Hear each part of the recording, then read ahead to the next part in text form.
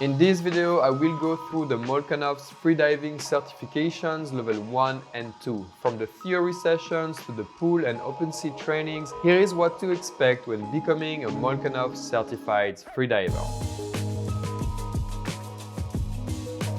In 2018, Alexei Molchanov founded the Molchanovs movement. As a world champion freediver, Alexei and a group of professional freedivers saw a need to better structure the freediving world. They created the Molchanovs movement, dedicated to education and training. There are 4 certification levels. Wave 1 is for beginner freedivers, introducing how to hold your breath for 1 minute and 30 seconds, equalization techniques, and diving to a depth of 12 meters.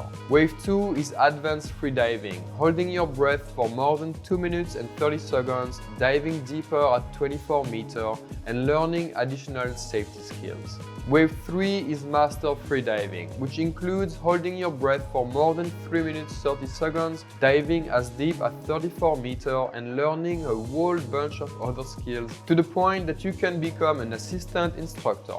Wave 4 is competitive freediving, where you dive as deep as 50 meters and learn everything you need to know to become an expert freediver. For my Wave 1, I started with number 1, the dry course. After registering to the Molchanovs movement, you get access to a dedicated website where you can download materials. I went through the Wave 1 material with my coach during an online session where I got to learn about the science behind freediving, such as water pressure, buoyancy. I got introduced to hypoxia and hypercapnia. Hypoxia is when you're lacking oxygen, while hypercapnia is when you have too much carbon dioxide in your blood. Both of them being the effect of holding your breath for a long time. I learned about breathing and relaxation, the risk of shallow water blackout, and how hyperventilation is actually dangerous when freediving. I was glad to learn that because I used to slightly hyperventilate before holding my breath for a long time, thinking that it would help me stay longer underwater. But actually, I was only taking more risk, not necessarily improving my breath hold. Another important aspect is equalization techniques, with the Valsalva maneuver and Frenzel maneuver. We also discussed swimming techniques with and without fins, so I got basic knowledge before practicing in the pool. To be honest, I was surprised with the amount of information and knowledge available in the theory class. I used to be a swimmer and lifeguard many years ago with a fairly good knowledge of anything related to swimming, yet I really learned a lot of new stuff and found all that very interesting. Phase 2, pool training, also called Lap 1. This is where the fun starts. First requirement was to swim 200 meters non-stop. I got to learn how to perform a correct bodying technique and also the steps to rescue a body if he was to black out. Breathe, breathe, Ed. Alright Ed, you blacked out. We are going back to the resort and we'll try to understand what happened. No diving for 24 hours. That for me was probably the most interesting part, learning skills that could also save a life. I also got to hold my breath for at least 1 minute 30 seconds, doing static breath hold on the side of the pool. You are now at 1 minute.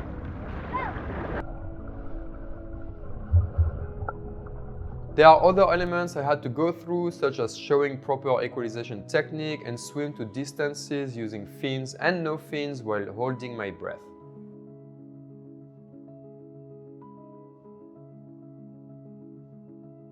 Lap 1 is basically the level you get when doing the requirement in a pool, while Wave 1 is when you pass the requirement in open sea. For this, we went to Anilao, Batangas, south of Manila, one of the many famous diving spots in the Philippines. I got introduced to my very first line training. We would review equalization technique, the duck dive, learning how to position your body relative to the line, using a lanyard to be sure that you stay close to it. In terms of performance, one of the requirements is to dive to a depth of 12 to 20 meters with bi-fins, and then do the same without fins by pulling the rope. To my opinion, they use complicated terms such as constant weight with bi-fins or free immersion when I'm supposed to pull the rope. I guess you get used to it if ever you become really serious about freediving when using lines. For me, one of the most interesting parts was the rescue drill, where you have to get your buddy at 6 meters deep, bring her back up, and complete the steps until he or she recovers.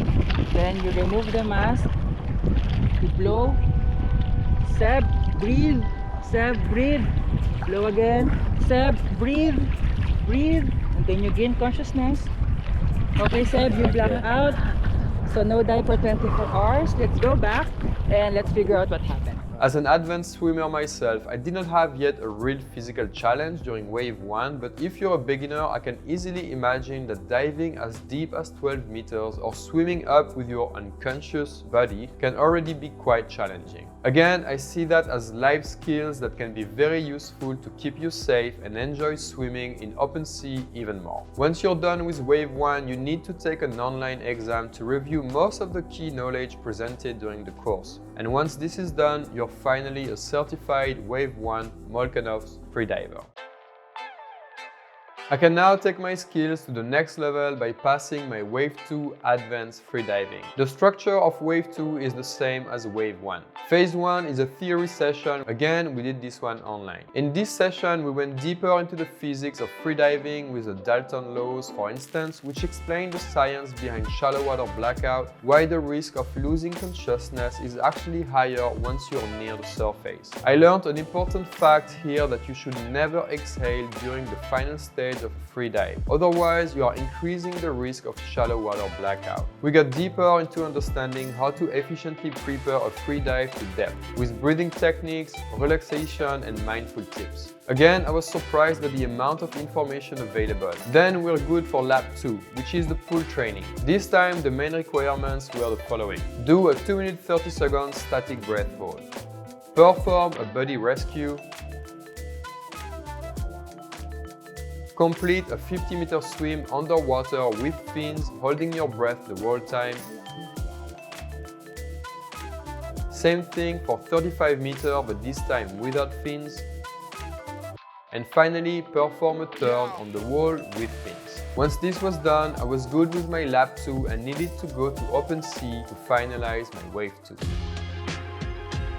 This time was the real challenge for me. Amidst the requirements was a dive 24 to 30 meters deep, which would be a personal best for me since I never freedived that deep before. I would complete it with fins, which is called constant weight, and without fins by pulling the rope, which is called free immersion. I was actually able to push myself a little bit further and set my personal best at 28.8 meters. The lung tightness below 25 meters was a very new feeling for me, a bit scary to be honest, so going deeper is something that needs to be done little by little now. If my personal best is at 28 meters, my next tentative for a PB won't be 40 meters straight up, but probably 29 or 30 meters. To learn how to be comfortable at that depth, otherwise you run the risk to have an accident such as a lung squeeze. Again, you learn all that during the course. Then the rescue requirement. Getting your body at 15 meters deep after a fake shallow blackout, bring her back up and perform the blow talk technique. Once she's above water, I remove her mask and blow on her cheek, so the receptor on her skin sends the signal to the brain that the body isn't underwater anymore. Then start talking to her until she regains consciousness.